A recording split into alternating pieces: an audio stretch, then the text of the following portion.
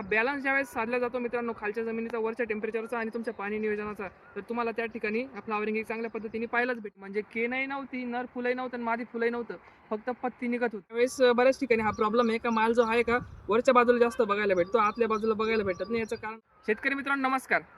हा जो प्लॉट माझ्या पाठीमागे बघताय मित्रांनो, 1 डिसेंबरचं पाणी प्लॉटला. आज रोजी प्लॉटला 4 महिने कंप्लीट झाले आणि सुरुवातीचे काही असे दिवस होते 50 दिवसापर्यंत प्लॉटमध्ये काहीच रिॲक्शन नव्हती. म्हणजे केनही नव्हती, नर फुलही नव्हतं आणि मादी फुलही नव्हतं, फक्त पत्ती निघत होती. मित्रांनो ज्यावेळेस प्लॉटला पाणी लावलं त्यावेळेसच मी शेतकऱ्यांना म्हणत होतो का तुम्ही थोडं पाणी लेट लावा टेम्परेचरमध्ये, जेणेकरून प्लॉट चांगल्या पद्धतीने फुटल. पण त्यांची पुढं पाण्याची अडचण होती. शेवट हार्वेस्टिंगच्या वेळेस अडचण येते, म्हणून ते मला काय म्हटले का आपण थोडं अर्लीच करू. ठीक आहे म्हटलं, काय अडचण नाही. पण मला माहीत होतं प्लॉट फुटताना लेट फुटल. मित्रांनो त्यावेळेस आम्ही काय केलं, पहिल्याला पाणी लावल्याबरोबर जे काही फवारणीचं शेड्यूल चालू दिलं किंवा जे काही ड्रिपचं नियोजन चालू दिलं, त्यामध्ये पूर्णपणे झाडाची पत्ती बनवण्यावर लक्ष दिलं. मग यामध्ये फ्लावरिंगला जेवढे आपल्याकडे न्यूट्रिशन लागतं, कॅल्शियम, बोरॉन, मॅग्नेशियम असेल, नंतर फॉस्फरस असेल, एकदम बॅलन्स ठेवलं मित्रांनो, चांगल्या प्रमाणात ठेवलं.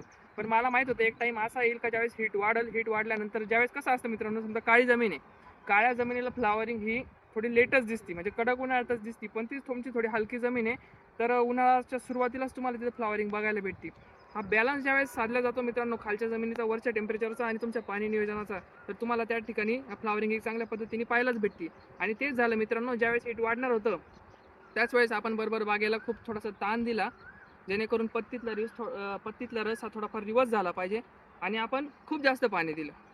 आता याच्यात काय होतं, पत्तीतला रस थोडाफार रिवर्स झाला का, मी पहिलेही म्हटलो, एक एक्झिल बर्ड असतो पत्ती आणि फांदीच्या गॅपमध्ये, तो 100% निघतो मित्रांनो. तो 100% निघतो. मग तिथून नर निघतो का मादी निघते, प्रत्येक पानाच्या नाही निघत, पण ज्या ठिकाणी स्टोरेज असेल त्या ठिकाणी निघतो मित्रांनो. त्यामध्ये आपला बऱ्यापैकी लोड हा होऊनच जातो.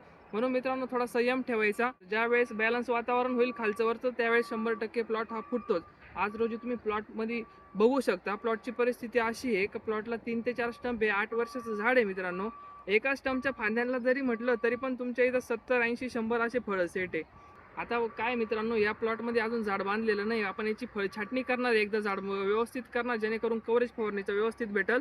आणि त्यानंतर आपण याला बॅग लावणार आहे मित्रांनो. अशी मित्रांनो, कसं असतं, जिथपर्यंत आपल्या झाडावर सूर्यप्रकाश जाईल तिथपर्यंतच आपल्याला फ्लॉवरिंग बघायला भेटते चांगल्या प्रमाणात. त्यानंतर जर बाग धरायच्या 4 महिने आधी तुमच्या इथं काडी कोणकोणती तापती, त्याच्यावर निर्भर असतं का कोणत्या काडीला तुमच्या इथला माल लागला पाहिजे.